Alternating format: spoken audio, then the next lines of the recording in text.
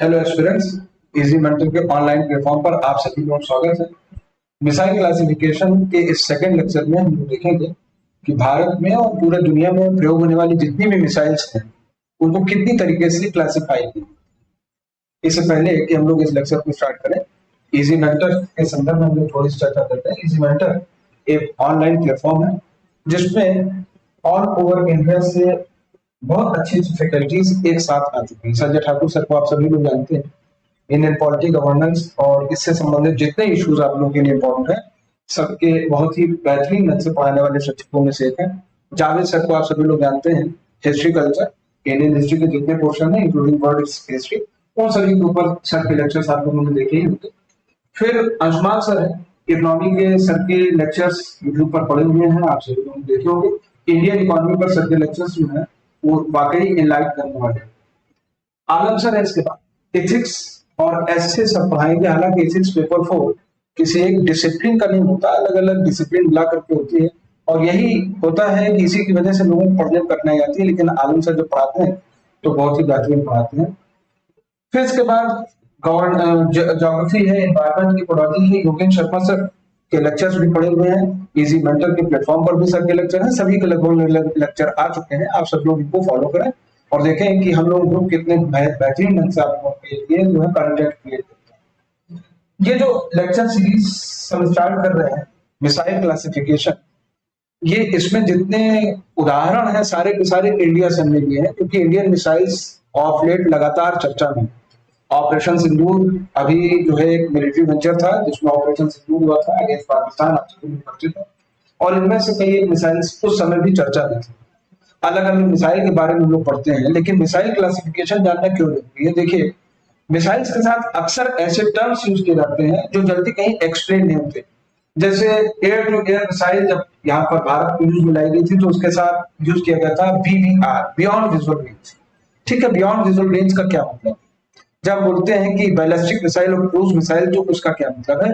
इसलिए इस lecture series को बनाते समय कंटेंट सीरीज टीम ने और हमने विशेष रूप से इस बात का जरूर ध्यान रखा है कि किस तरीके से आप लोगों को एनरिच किया जा सके और भारतीय मिसाइलों के उदाहरण के साथ हम लोग आगे बढ़ते चले जाए। पिछले लेक्चर में हम लोगों ने मिसाइल सीरीज के बारे में जब चर्चा किया था और बात किया था कि मिसाइल क्लासिफिकेशन किस तरीके से होता है, तो आप लोगों को याद होगा कि हम लोगों ने बेस्ड ऑन ट्रेजेक्ट्री बात की थी कि मिसाइल को जब हम ट्रेजेक्ट्री के आधार पर रखते हैं तो मिसाइल किस तरीके से क्लासिफाई की जाती है। बैलिस्टिक क्रूज और क्वासी बैलिस्टिक के बारे में बात हुई थी। बैलिस्टिक मिसाइल के बारे में लोगों ने बात की थी कि वो एक पैराबोलिक आर्क का निर्माण करते हुए आगे की ओर बढ़ती है, और बैलिस्टिक मिसाइल जो होती है वो अपने टारगेट को हिट करने के लिए बैलिस्टिक पथ का अनुसरण करती है, एक प्रोजेक्टाइल पथ का अनुसरण करती है, और वो हमेशा जो है प्रोजेक्टाइल पथ जो क्या होता है वो एक तरीके का पैराबोला होता है, उसको आप पर्यावरणाकार कहते हैं। इनकी खूबी यह है कि बहुत तेज चलती है और बहुत दूरी तक ये कवर कर सकती है, लेकिन इनकी सबसे खराब बात यह है कि इजीली डिटेक्टेबल है, इनको आसानी से डिटेक्ट किया जा सकता है। क्यों? क्योंकि ये दूरी ज्यादा तय करती हैं तो बहुत अधिक ऊंचाई पर भी जाती है। जैसे हमने उस समय एग्जाम्पल आपको दिया था कि अग्नि मिसाइल की रेंज, अग्नि सेकेंड मिसाइल की रेंज 2500 किलोमीटर के आसपास है, लेकिन ये 300 किलोमीटर की ऊंचाई तक जाती है और इसीलिए आसानी से डिटेक्ट किया जा सकता है। उसके बाद हम लोगों ने क्रूज मिसाइल के बारे में बात की थी, जो टेरेन को फॉलो करता है, यानी कह सकते हैं कि अपने उड़ान पथ को साथ साथ फॉलो करता है। जितनी भी उसमें दुश्वारियां होती हैं उड़ान पथ को उसके साथ साथ, कहने का मतलब है अगर किसी जगह पर ये मिसाइल उड़ रही है तो जितने भी हार्डल्स इसके सामने आएंगे उनके अलाउंग या अपनी ऊंचाई बढ़ाते हुए इस तरीके से चलती चली जाएगी। और क्योंकि ये ग्राउंड के बहुत क्लोज 10 मीटर 20 मीटर जैसी ऊंचाई पर चलता है, सी सरफेस तो ये 2 मीटर ऊंचा चलता है, इसी से ये इसको रडार से डिटेक्ट नहीं किया जा सकता। और क्योंकि रडार से डिटेक्ट नहीं किया जा सकता, इसमें बहुत ज्यादा इंफॉर्मेशन होती है और बहुत ज्यादा एक्यूरेट होती है। ये किसी क्लस्टर में, यानी अगर मान लें कि बिल्डिंग का एक बहुत बड़ा समूह है, तो उस बिल्डिंग के समूह में किस बिल्डिंग पर कहां पर पिन पॉइंट एक्यूरेसी से हिट करना है, उसके लिए इस मिसाइल को डिजाइन किया जाता है। तो ये क्रूज मिसाइल है। क्वासी बैलिस्टिक शुरुआत में तो बैलिस्टिक मिसाइल के रूप में चलती है और उसके बाद फिर वो अपने पथ को बदल सकती है, अपने ट्रेजेक्ट्री को चेंज कर सकती है, मैनेवर किया जा सकता है, अपने लक्ष्य की ओर तेजी से आगे बढ़ सकती है, और इसीलिए इसको आसानी से हंट डाउन नहीं किया जाता। ये क्रूज जितनी लीथल तो और जो है क्रूज जितनी जो स्टील्थ नहीं होती, लेकिन फिर भी आमान जो सामान्य रूप से जो बैलिस्टिक मिसाइल्स हैं उनसे ज्यादा स्टील्थ होती है। इसके बाद हम लोगों ने किया था कि मिसाइल को किस तरीके से यूज किया जाता है, वो टैक्टिकल हो सकती है, स्ट्रेटेजिक हो सकती है, एंटी एक्सेस हो सकती है, एंटी सैटेलाइट हो सकती है, एसएलबीएम हो सकती है, एंटी रेडिएशन हो सकती है। आप लेक्चर कवर कर लीजिएगा, उसमें इसकी जानकारी मिल जाएगी। फिर हम लोगों ने देखा था कि मिसाइल कन्वेंशनल होती है कि नॉन कन्वेंशनल, यानी उसमें किस तरीके के हथियार ले जाए जाए। कन्वेंशनल विस्फोटक आम केमिकल कंपोजिट से बने होते हैं, जैसे बारूद हो गया, जैसे टीएनटी हो गया, या इसी तरीके से आप कह सकते हैं आरडीएस हो सकता है, अमोनियम नाइट्रेट हो सकता है। ये इम्पैक्ट जब करती हैं, इस तरीके की मिसाइलें जब इम्पैक्ट करती हैं तो उस जगह पर ब्लास्ट करती हैं, यानी विस्फोट करती है, या ये मैकेनिकली उसको इंजर कर सकती है, जैसे बंकर बस्टर। शुरुआत में बंकर बस्टर मिसाइल जब किसी टारगेट पर फॉर्म करती है तो अब ब्लास्ट नहीं करती, उसको पेनिट्रेट करती है। कहने का मतलब है अपनी काइनेटिक एनर्जी को यूज करते हुए लक्ष्य के अंदर प्रवेश कर जाती है। इसकी हम लोगों ने विस्तार से चर्चा पिछले लेक्चर में कर दी। आज हम लोग इस लेक्चर सीरीज को आगे बढ़ाएंगे और आगे बढ़ा करके देखेंगे कि जो मिसाइल है किस तरीके से काम करती है। तो अगला क्लासिफिकेशन बेस्ड ऑन रेंज, यानी मिसाइल कितनी दूरी तक उड़ान भर सकती है, ये अगला क्लासिफिकेशन। तो मिसाइल रेंज के आधार पर चार भागों में बांटी जाती है। शॉर्ट रेंज मिसाइल होती है, मीडियम रेंज मिसाइल होती है, इंटरमीडिएट रेंज होती है और इंटरकॉन्टिनेंटल होती है। चार तरीके की मिसाइल यहाँ पर देखी जा सकती है। शॉर्ट रेंज मिसाइल ऐसी होती हैं जो 150 से 800 किलोमीटर की दूरी तक चलती हैं। पिछले लेक्चर में हम लोगों ने टैक्टिकल मिसाइल के बारे में बात की थी। अगर आपको याद होगा तो हम लोगों ने बात किया था कि मिसाइलें टैक्टिकल।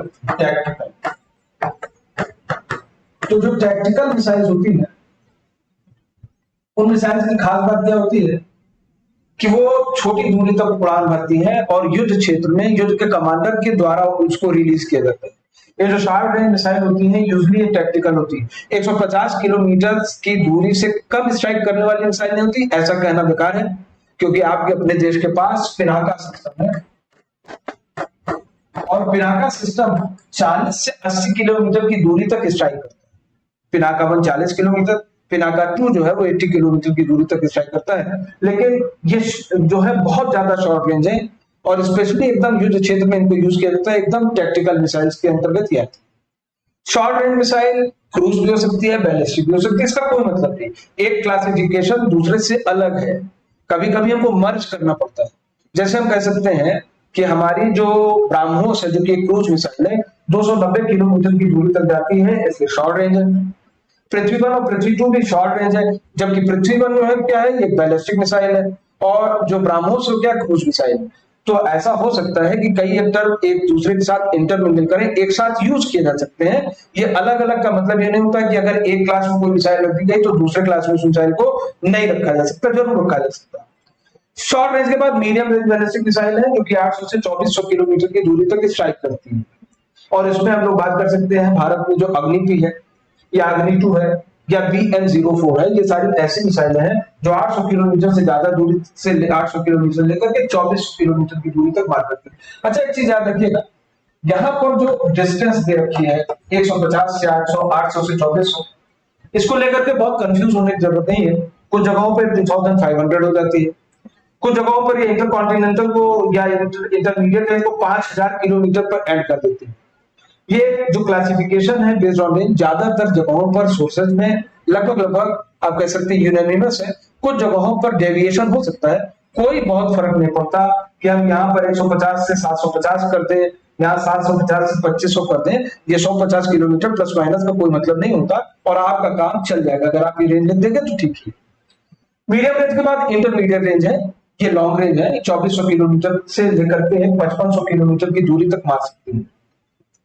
हमारे जितने भी आप कह सकते हैं स्ट्रेटेजिक लक्ष्य हैं जो कि हिडन है, आपको मालूम है कि भारत के 2 ऐसे पड़ोसी देश हैं कम से कम जिनके साथ हमारा युद्ध का इतिहास रहा है और जिनके साथ हमारे संबंध आप कह सकते हैं कि बहुत अच्छे तो कभी नहीं। और तब ऐसी स्थिति में हमारे लिए ऐसी मिसाइलें चाहिए कि दोनों जो देश हमारे शत्रु देश हैं, अगर कभी आवश्यकता पड़े तो हम उनके स्ट्रेटेजिक लक्ष्यों को भेज सकें। और यही कारण है कि इंटरमीडिएट रेंज जो मिसाइलें हैं जैसे आप अग्नि 3, अग्नि 4, K4 वगैरह, ये हमारे लिए बेहद आवश्यक। और इंटरकॉन्टिनेंटल बैलिस्टिक मिसाइल तो 5500 किलोमीटर ऑनवर्ड स्ट्राइक करती हैं। जैसे भारत में अग्नि 5 जो है, ये एक ऐसी मिसाइल है जो 5500 किलोमीटर प्लस चाइना कहता है कि 8000 किलोमीटर एंड बियॉन्ड भी मार कर सकती है, लेकिन ठीक है, 5500 किलोमीटर से लेकर के 8000 किलोमीटर तक, यानी आप कह सकते हैं ईस्टर्न यूरोप तक तो इस मिसाइल की रीच है। और अंडर डेवलपमेंट इस समय सूर्या है, जिसको डीआरडीओ के साइंटिस्ट डेवलप कर रहे हैं। कभी कभी कुछ डेवलपमेंट क्लियर भी नहीं होते, जैसे आप कह सकते हैं जो सबमरीन नॉन बैलिस्टिक मिसाइल है, एक लंबे समय से हमारे यहाँ विकसित होने के बाद भी उसकी किसी को तो होने लगी थी, क्योंकि सरकार ने इसको डिक्लेयर नहीं किया था। हो सकता है कि सूर्या बन चुकी हो, क्योंकि एक लंबे समय से सूर्या का डिस्क्रिप्शन मिल रहा है और अंडर डेवलपमेंट है, और क्योंकि हम बहुत तरीके की मिसाइल डेवलप कर चुके हैं, तो जरूर सूर्या भी बन गई होगी। चलिए मान लेते हैं कि डिक्लेयर नहीं है, तो अंडर डेवलपमेंट है, और ये 10,000 से 12,000 किलोमीटर की दूरी तक स्ट्राइक करने वाली एक मिसाइल है। तो रेंज के आधार पर हम जब मिसाइल को क्लासिफाई करते हैं, तो हम इतने तरीके से उसको क्लासिफाई कर लेते हैं अपनी आसानी। अच्छा, इसके बाद अगर हम अगली क्लासिफिकेशन पर आए, तो आप देखेंगे कि based on point of launch and impact, यानी मिसाइल को कहां से छोड़ा जा रहा है और मिसाइल किस जगह को स्ट्राइक करे, इसका मतलब क्या हुआ। आप देखिए, पहले तरीके की missile air to air missile, एक हवाई जहाज उड़ता हुआ आ रहा है, आपका हवाई जहाज जा रहा है, आपका हवाई जहाज दूसरे हवाई जहाज, ऑफ कोर्स जो एनिमी एयरप्लेन होगा, एयरक्राफ्ट होगा, उसके ऊपर मिसाइल लॉन्च करेगा, तो एक हवाई जहाज ने दूसरे हवाई जहाज को हवा से हवा में मारा। ऐसी मिसाइल्स को एयर टू एयर मिसाइल कहते हैं। भारत अस्त्र 1 और अस्त्र 2 नाम की मिसाइल्स का डेवलपमेंट कर रहा है। ये दो की दोनों भारत की ऐसी मिसाइल्स हैं जो बियॉन्ड विजुअल रेंज, यानी दृश्य क्षमता से दूर, मानी बात है, हवाई जहाज चालक जो एयरबोर्न होता है और काफी ऊंचाई पर होता है, कुछ किलोमीटर की दूरी के बाद चीजें दिखती नहीं है भाई, बहुत छोटी हो जाती है दूरी के हिसाब से, तो जो शत्रु का हवाई जहाज आ रहा होगा उसको दिखाई नहीं देगा जब उसको ऊपर अटैक करना होगा। इसलिए रडार रिकॉग्निशन को यूज करते हुए बियॉन्ड विजुअल रेंज मिसाइल्स का डेवलपमेंट किया है। दुनिया के बहुत सारे देशों ने किया है, हमारे देश में भी किया है। हमारे देश में अस्त्र 1 और अस्त्र 2 ऐसे ही दो मिसाइलें हैं जो बियॉन्ड विजुअल रेंज जो है मार करती है। अगली मिसाइल एयर टू सरफेस, हवाई जहाज हवा में उड़ रहा है और जो लक्ष्य है वो सरफेस यानी सतह है, और तब फिर हवाई जहाज ने हवा से उड़ते हुए सतह पर नष्ट करने के लिए मिसाइल दागी। ये मिसाइल है एयर टू सरफेस है। तीसरा तरीके की मिसाइल सरफेस टू सरफेस, यानी एक सतह से दूसरी सतह पर मार करने वाली मिसाइल। जैसे अभी हम लोगों ने बात किया था पृथ्वी या अग्नि के बारे में बात किया था, या ब्रह्मोस के बारे में बात किए थे, सरफेस टू सरफेस भी है। ब्रह्मोस एयर टू सरफेस भी है, ब्रह्मोस सरफेस टू सरफेस भी है। ये देखिए, रुद्रम, ब्रह्मोस, निर्भय, ये एयर टू सरफेस है, और ब्रह्मोस को आप देखिए, ये सरफेस टू सरफेस भी है। दोनों तरीके से यूज किया जाता है। इससे पहले कि हम लोग सरफेस टू एयर मिसाइल की ओर आगे बढ़े, एक चीज और बताना बहुत जरूरी है और उसको क्लियर करना बहुत जरूरी है। जब हम लोग सरफेस शब्द को यूज करें, तो यहां याद रखिएगा कि सरफेस के अंतर्गत लैंड सरफेस और सी सरफेस दोनों इसके अंतर्गत आए। इसका मतलब ये हुआ कि अगर हम अपनी मिसाइल को जमीन की किसी सतह से छोड़ें और ये जमीन पर उपस्थित किसी लक्ष्य को मार करके नष्ट कर रही है, तो ये सरफेस टू सरफेस। लेकिन अगर पानी के किसी एक जहाज से हमने मिसाइल छोड़ी, ये पानी का एक जहाज है, इस पानी के जहाज से हमने एक मिसाइल छोड़ी और ये दूसरे पानी के जहाज को मार करके नष्ट कर रही है, ये भी सरफेस टू सरफेस। लैंड से हम जो है, अब यहां जमीन से हम मार दें पानी के जहाज पर, ये भी सरफेस टू सरफेस। और पानी के जहाज से हम जमीन की सतह पर मार दें, ये भी सरफेस टू सरफेस है। ऑपरेशन सिंदूर के दौरान आपने देखा होगा, भारतीय नौसेना ने कहा था कि अगर सरकार हमें परमिशन दे तो हम अपने समुद्री जहाज से मिसाइलों को छोड़ते हुए पाकिस्तान के जो बंदरगाह है, जो कराची बंदरगाह है, उसको डिस्ट्रॉय कर सकते हैं। तो क्या होगा, surface to surface, sea surface से land surface, land surface to land surface, sea surface to sea surface, land surface to sea surface. ये सारी की सारी मिसाइलें सरफेस टू सरफेस, यानी जहां भी सरफेस वर्ड यूज किया जाएगा, आप इसको इंटरचेंजेबली लैंड या सी मान करके समझ सकते हैं। इसके अंतर्गत दोनों तरीके की हो। अगली टाइप की जो मिसाइल है यहाँ पर, वो सरफेस टू एयर है। इस तरीके की मिसाइल कहां यूज होती है, इस तरीके की मिसाइल यूज होती है जब हमको जमीन की सतह से हवा में उड़ने वाले किसी लक्ष्य को मारना हो। जैसे मान लें कि शत्रु का हवाई जहाज उड़ता हुआ इधर से आ रहा है, तो आप जमीन से इसको मार करके उसको नष्ट करेंगे तो ये क्या होगा, ये जो होंगे ये होंगे सरफेस टू एयर।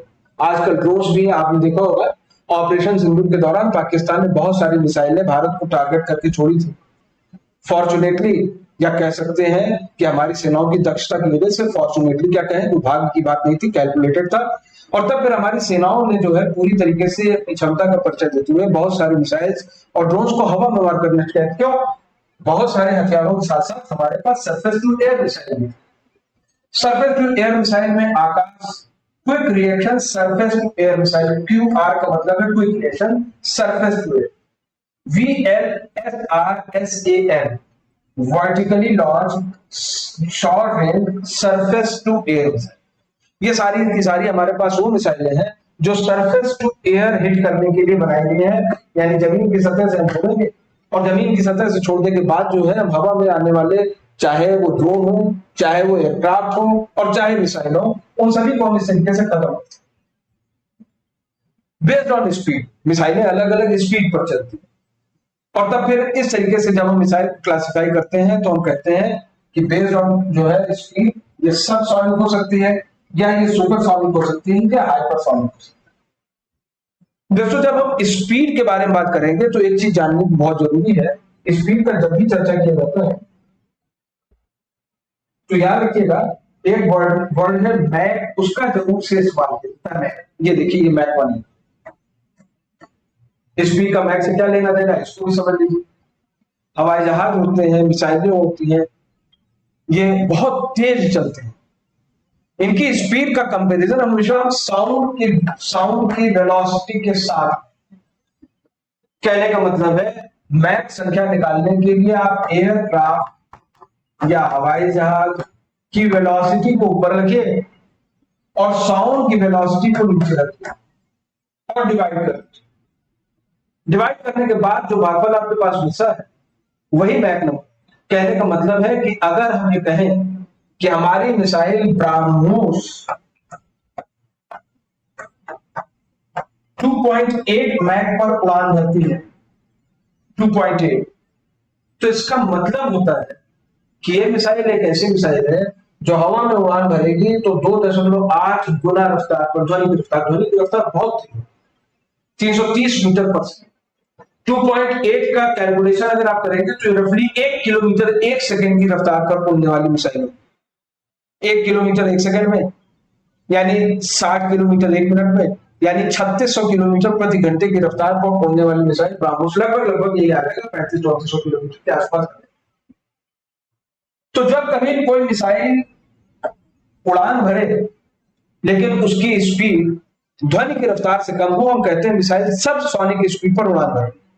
सबसोनिक का मतलब क्या होता है, बिलो। जैसे हम ये कह सकते हैं कि हमारे यहाँ निर्भय नाम की एक क्रूज मिसाइल है। निर्भय आप पहले से जानते हैं, पिछले लेक्चर में जहां हम लोगों ने क्रूज और बैलिस्टिक मिसाइल पढ़ी थी, उसमें एग्जाम्पल में निर्भय और ब्रह्मोस था। निर्भय 0.8 मैक की उड़ान की स्पीड पर उड़ान भरता है।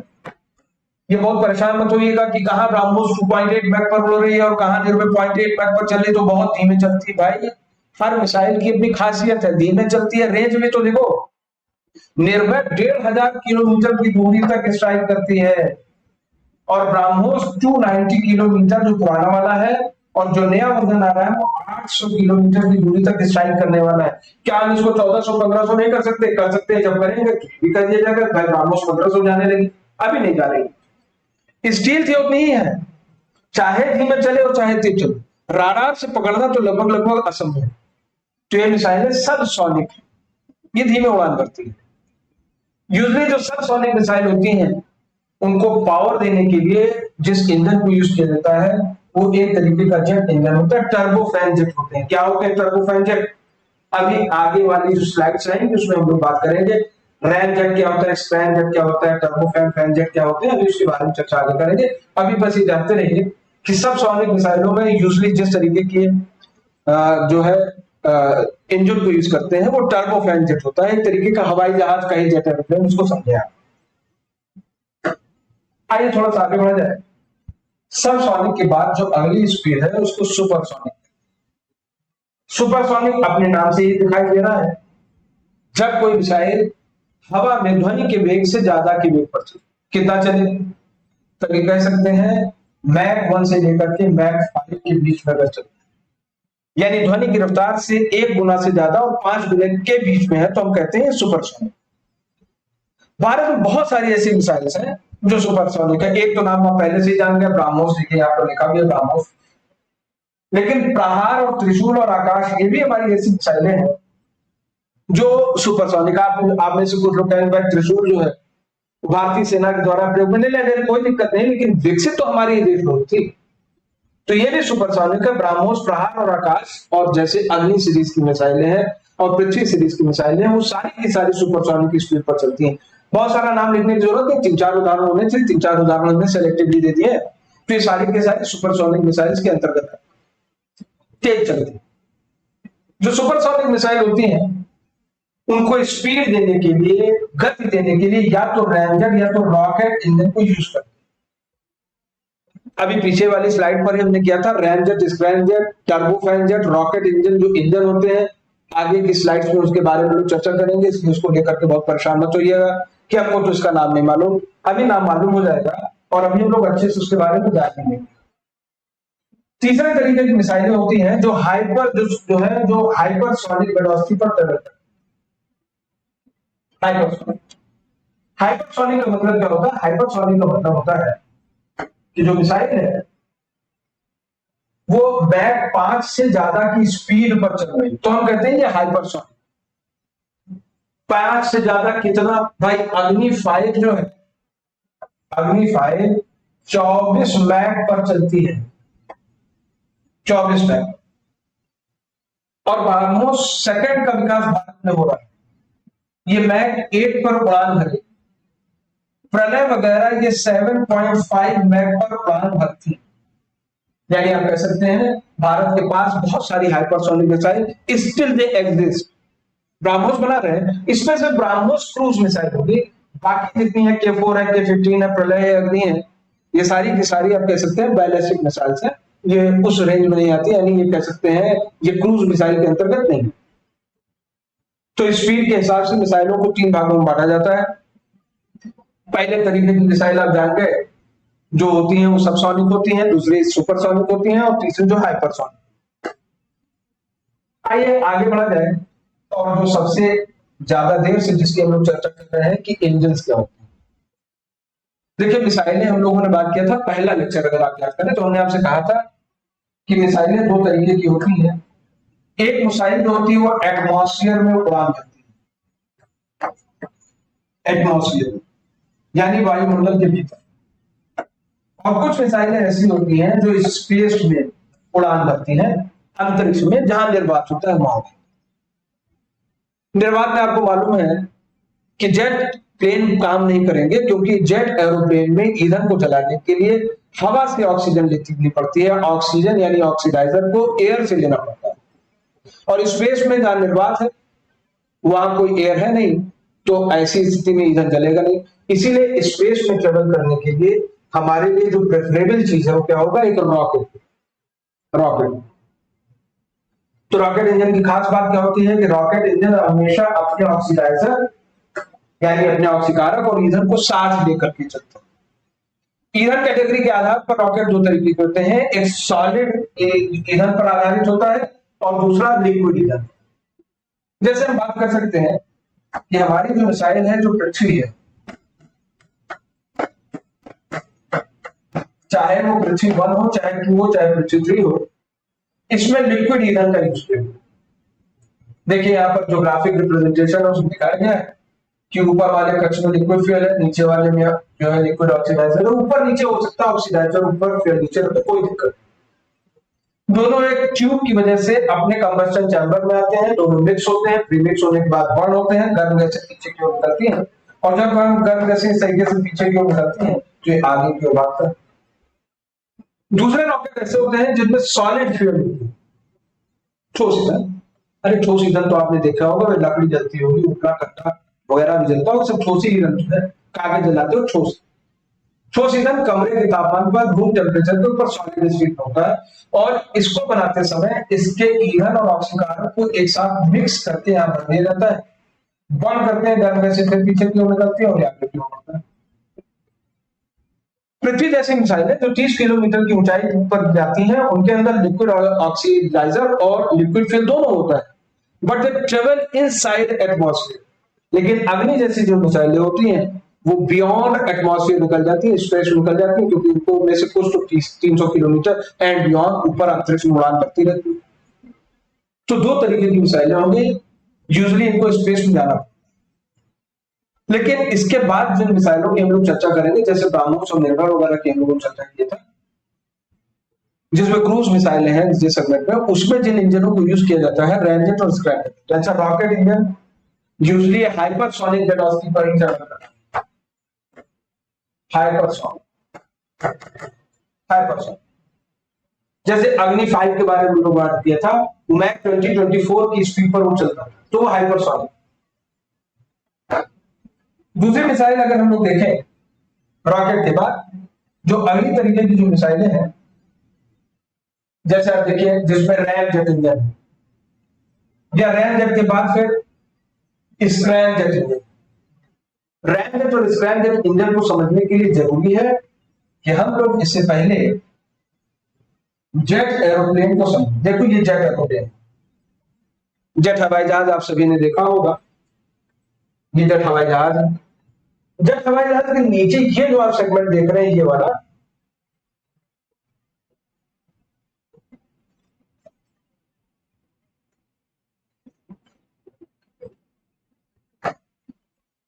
जेट एरोप्लेन के नीचे ये जो आप देख रहे हैं, ये टर्बोफैन है।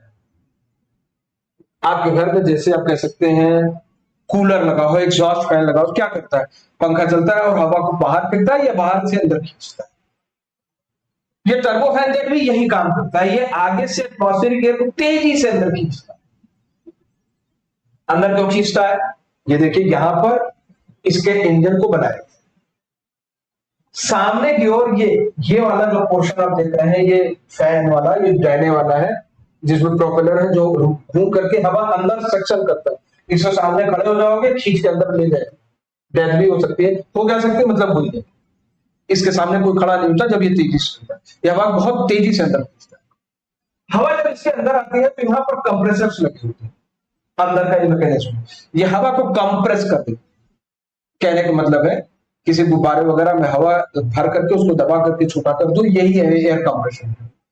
जब एयर कंप्रेस की जाती है तो इसका मतलब होता है एयर के मॉलिक्यूल्स पास आ जाते हैं और वो हीटअप हो जाते हैं। जब वो हीटअप हो जाते हैं, गर्म हो जाते हैं, तो फिर ऐसे में वहां पर फ्यूल यानी ईंधन को मिला देते हैं। ईंधन को मिलाने के बाद वहां पर दहन होता है। यहां पर आप देखें इस जगह पर,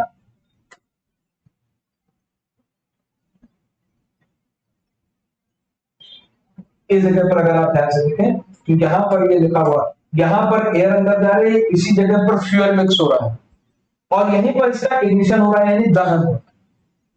जब इसका दहन होता है तो ऐसी स्थिति में जो गर्म गैसें हो, दहन के बाद तेजी से पीछे की ओर ऐसे निकलती है गैस और ये आगे की ओर। जेट एरोप्लेन और रॉकेट की बात होती है, भाई जेट एरोप्लेन में आप यात्रा अगर किए हो, किए ही होंगे, तो क्या होता है, हवाई जहाज एयर स्ट्रिप पर, हवाई पट्टी पर खड़ा है, धीमे धीमे दौड़ता है और तेजी से ऊपर उड़ान भरता है। क्यों दौड़ता है, क्यों उड़ान भरता है, यही इंजन है। ये इंजन जब बंद करके हवा को पीछे की ओर फेंकता है, इसके थ्रस्ट की वजह से हवाई जहाज तेजी से आगे की ओर दौड़ता है, और जब ये तेजी से आगे की ओर दौड़ता है, धीमे धीमे एयरलिफ्ट हो जाता है, हवा ऊपर की ओर उड़ता चला जाता है। रॉकेट के साथ भी खास बात है, अभी हम लोगों ने पिछली स्लाइड में रॉकेट के बारे में बात किया था, और ये बात हुई थी कि जो रॉकेट है,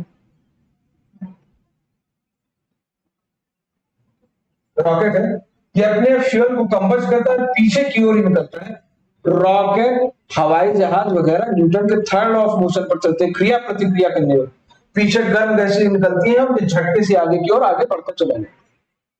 जैसे रॉकेट काम करता है वैसे जेट एरोप्लेन भी काम करते हैं। जेट एरोप्लेन भी एटमॉस्फेरिक एयर को यूज करते हैं ईंधन का दहन करने के लिए।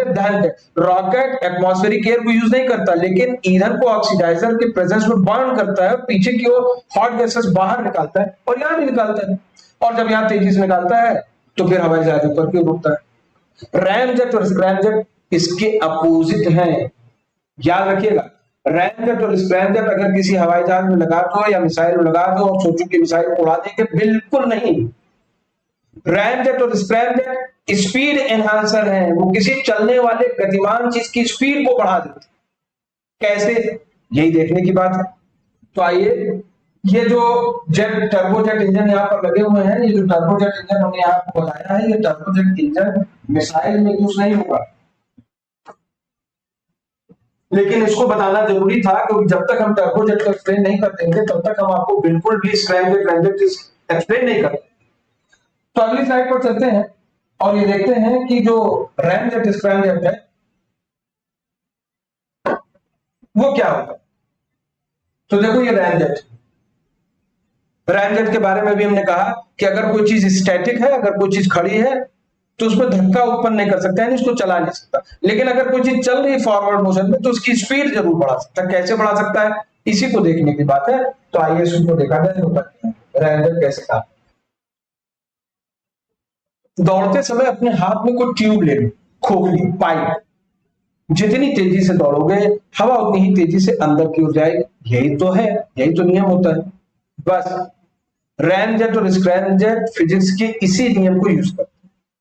याद रखिएगा कि इससे पहले जो हम लोगों ने टर्बोजेट देखा था उसमें हवा अंदर खींचने के लिए ये प्रोपेलर है, ये हवा अंदर खींच रहा है, ये अंदर खींच रहा है और तब कहानी शुरू हो रही है। रैमजेट स्क्रैमजेट में कोई मूविंग पार्ट होता ही नहीं है, वो हवा अंदर खींचता ही नहीं है, बल्कि वो डायनेमिज्म को यूज करता है, यानी गति के सिद्धांत को यूज करते हुए अपना काम चलाता है। तो कैसे चलाता है, जरा यहां देखिए। ये ब्रह्मोस मिसाइल है। ब्रह्मोस मिसाइल का ये वाला जो पोर्शन पीछे वाला है दोस्तों, ब्रह्मोस मिसाइल का ये जो पीछे वाला पोर्शन आप देख रहे हैं, ये उसका रॉकेट इंजन। ये ब्रह्मोस मिसाइल को कुछ 100 मीटर ऊपर तक ले जाता है ताकत के साथ। इस दौरान इसकी स्पीड बढ़ती जाती है। ब्रह्मोस मिसाइल के सामने अगर आप देख रहे हो तो यहां देखिए छेद बने हुए इस जगह पर। अगर विजिबिलिटी क्लियर होगी, पीपीडी अच्छी है, तो यहां पर आप देखेंगे इसके अंदर छेद, बाकी किसी मिसाइल के आगे छेद नहीं होंगे। ब्रह्मोस में निर्भय में आगे छेद। जब ये तेजी से आगे बढ़ती है तो हवा अंदर अंदर की ओर घुसना शुरू करती है। अब कुछ 100 मीटर के बाद ब्रह्मोस का जो पीछे वाला पार्ट देख रहे हो रॉकेट वाला, ये गिर जाता है और ये मिसाइल जब आगे बढ़ती है तो आगे जो वेंट्स हैं, जो छेद है, यहां से हवा अंदर की ओर घुसती है। इस जगह से देखो हवा अंदर की ओर ऐसे जाएगी। अच्छा ध्यान दो, अगर इस जगह पर छेद बड़ा है, यहां देखिए इस जगह पर देखिएगा, यहां पर ये छेद बड़ा है, इस जगह पर देखो छोटे छोटे दिखाई दे रहा हो। इसकी वजह से क्या होता है, हवा अंदर जाती तो ज्यादा है लेकिन पीछे रास्ता कम होने की वजह से वो कंप्रेस हो जाती है। देखो इंजीनियरिंग का यही कमाल है, कंप्रेसर लगाने की जरूरत नहीं, रोटर की लगाने की जरूरत नहीं, मूवमेंट भी हो रहा है और पीछे इस जगह पर यहां पर फ्यूल यानी ईंधन को मिला दिया और इसके बाद कंबस्शन होता है। और जब कंबस्शन होगा गर्म गैसें बढ़ेंगी तो फिर कुछ कहना ही नहीं है। अब आप लोग इसके बाद जानते हैं ये गर्म गैसें पीछे से ऐसे निकल जाएंगी और ये आगे की ओर। तो रैमजेट इसी तरीके से काम करता है। जब कोई हवाई जहाज या कोई रॉकेट कुछ स्पीड से चलता है तो ऐसी स्थिति में रैमजेट को सक्रिय किया जा सकता है। और जब रैमजेट को सक्रिय किया जा सकता है तो रैमजेट को सक्रिय करने के बाद फिर वो जो आप कह सकते हैं वो स्पीड बढ़ाने का काम करते हैं, यानी स्पीड मल्टीप्लायर है। रैमजेट और स्क्रैमजेट क्या होते हैं, they are nothing but speed multiplier.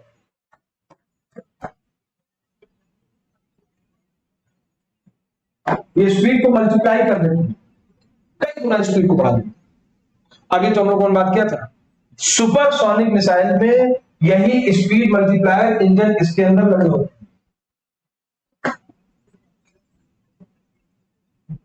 Ramjet engine जो है ये मिसाइलों में लगे होते हैं। देखो ये ब्रह्मोस है, यहां पर देखो ये निर्भय है। दोनों मिसाइलें जो है ये जो मिसाइलें होती हैं वो जो है कह सकते हैं कि क्रूज मिसाइल है।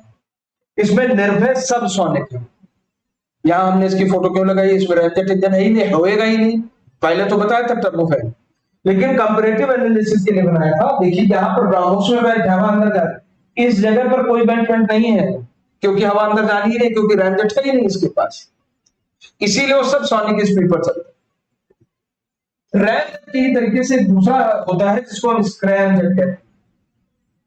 स्क्रैमजेट कब काम करता है? जब कभी किसी हवाई जहाज या मिसाइल में वो सुपरसोनिक स्पीड पर काम चल रहा हो, तब उसकी स्पीड को मल्टीप्लाई करने या बढ़ाने के लिए स्क्रैमजेट यूज करते हैं। स्क्रैमजेट, रैमजेट के बाद स्क्रैमजेट सुपरसोनिक कंबस्शन रैमजेट होता है। इसका क्या मतलब है? क्यों? गांव वगैरह में कभी कभी खेत खलिहान में आग लग जाती है, और अगर दुर्भाग्य से उस समय हवा तेज चल रही हो तो आग भड़कती है और फैलती बड़ी तेज। आप में से जो मित्र गांव से ताल्लुक रखते होंगे जानते होंगे इन चीजों को। और अगर गांव की किसी बस्ती में किसी छप्पर पर आग लग गई और हवा तेज चली, तो छप्पर से छप्पर, छप्पर से छप्पर पूरे के पूरे गांव को भस्म कर। कहने का मतलब है हवा अगर चले तो आग भड़कती है, और बहुत अच्छी चीज है। मोमबत्ती जलाओ, धीमे जले फूंक मार दो, अरे बुझ गई। आप में से कुछ लोग कहेंगे कार्बन डाइऑक्साइड होती है, बुझा देती। चलो भाई मत फूंक मारो, मोमबत्ती जला करके पंखा चला, बुझ जाएगी। तब भी इसका मतलब ये हुआ हवा तेज होगी, मोमबत्ती बुझ जाएगी। लेकिन अगर हवा प्रपोर्शन में होगी, आग भड़का देगी। बस होता क्या है दोस्तों, ये चीज बहुत इंपॉर्टेंट है, ध्यान रखिएगा इसको। यहां से जो हवा की वेलोसिटी अगर ज्यादा गई, यानी अगर इस जगह मैक 5 से ज्यादा की वेलोसिटी पर हवा अंदर जाने लगे, इस जगह पर 5 मैक से ज्यादा की वेलोसिटी पर हवा अंदर जाने लगे, तो इसके अंदर अब जो कंबस्शन है, जो दहन सस्टेन नहीं करेगा, खत्म हो जाएगा। और हमको तो स्पीड ज्यादा चाहिए। तो स्क्रैमजेट इंजन को बनाया इस तरीके से क्या है कि जो हवा वो अगर ज्यादा स्पीड पर जाए तभी सस्टेन कर सके। इसकी डिजाइन थोड़ी सी अलग है। काम वही है भाई, कोई रोटर पंप वगैरह नहीं, हवा तेजी से अंदर जाएगी, और जितनी तेजी से अंदर जाएगी उतनी ज्यादा जाएगी, और जितनी ज्यादा जाएगी उतने ईंधन का दहन करेगी, स्पीड बढ़ा देगी। ये भी speed multiplier scramjet. Scramjet supersonic की जगह हाइपरसोनिक वेलोसिटी दे देता है। और हाइपरसोनिक वेलोसिटी आप जानते हैं मोर देन 5 मैक अगर होता है तो हम कहते हैं ये हाइपरसोनिक। हाइपरसोनिक, तो ये हाइपरसोनिक है। जैसे हम कह सकते हैं कि भारत में जो ब्रह्मोस 2 है, जो समय अंडर डेवलपमेंट है, उसमें सुपरसोनिक कंबस्शन रैमजेट इंजन को यूज किया गया। अग्नि वगैरह रॉकेट बेस्ड मिसाइल्स, उनमें स्क्रैमजेट यूज नहीं होगा। यानी कह सकते हैं स्क्रैमजेट इंजन को हम यूज करते हैं स्पीड मल्टीप्लाई करने के लिए मोर देन 5। यहां आप कह सकते हैं मैक 8 और इसके आसपास उड़ान भरने वाली मिसाइलों को वैसे ही। तो यहां हम लोगों ने बहुत ही इंपॉर्टेंट डिस्कशन किया, इसको बहुत ध्यान में रखिएगा। ये भाई मेंस का भी टॉपिक हो सकता है, इसको मुझे कह नहीं सकते हैं, लेकिन बहुत जरूरी था। सबसोनिक, सुपरसोनिक और हाइपरसोनिक 3 स्पीड है, और इंजन जो इसमें यूज किए गए rocket, turbofan, rocket, scrum ramjet और स्क्रैम, इनका description. Last but not the least, सबसे अंत में हम लोग देख लेंगे, और ये हम लोग क्योंकि पहले देख चुके हैं इसलिए कोई बहुत ज्यादा समय नहीं लगेगा। ईंधन के आधार पर मिसाइलों को 3 भागों में बांट सकते हैं। कुछ मिसाइलें ऐसी होती हैं जिनमें ठोस ईंधन को यूज किया जाता है। इंडिया की ज्यादातर मिसाइलें ऐसी ही हैं जिसमें ठोस ईंधन को यूज किया, लेकिन कभी कभी कुछ मिसाइल में द्रव ईंधन का भी प्रयोग किया जाता है। जैसे हम कह सकते हैं हमारे यहाँ जो पृथ्वी मिसाइल है वो इसी तरीके की मिसाइल है जिसमें लिक्विड ईंधन का यूज करते हैं। लेकिन ब्रह्मोस और ब्रह्मोस जैसी मिसाइलों के बारे में बात किया था जिसमें शुरुआत में ठोस ईंधन होता है और बाद में द्रव ईंधन होता है। वो कैसी होंगी? हाइब्रिड फ्यूल मिसाइल्स होंगी जिसमें ठोस और द्रव दोनों तरीके का ईंधन को यूज करते हैं, ब्रह्मोस में भी और निर्भय में। इस सबसोनिक का स्टिल इसमें भी यूज किया गया। तो आप कह सकते हैं कि मिसाइल क्लासिफिकेशन में अलग अलग मिसाइल को हम लोग इसी तरीके से वर्गीकृत करते हैं, और उसका अध्ययन हम लोग इसी तरीके से। आज के लिए इतना ही। अगले सेशन में हम लोग किसी नए टॉपिक के साथ आपके साथ आकर के जुड़ेंगे। तब तक अपना ध्यान रखें, अपनी पढ़ाई पर ध्यान रखें, और चैनल को सब्सक्राइब करें, लोगों को बताएं कि चैनल आ गया है। जो भी आपकी साइंस टेक्नोलॉजी से रिलेटेड कोई आवश्यकताएं हैं, किसी टॉपिक पर आप और ज्यादा चाहते हैं, विवेचन चाहते हैं, इससे संबंधित या किसी करंट अफेयर से, हमारी टीम को अगर आप लिख देंगे डायलॉग बॉक्स पर जाकर के, पता लग जाएगा और मुझे पता लग जाएगा, और फिर हम लोग उस टाइप के जो जिस तरीके की वीडियो होगी ऑन डिमांड वैसे वीडियोस को हम लोग। आज के लिए इतना ही। Take care, thank you.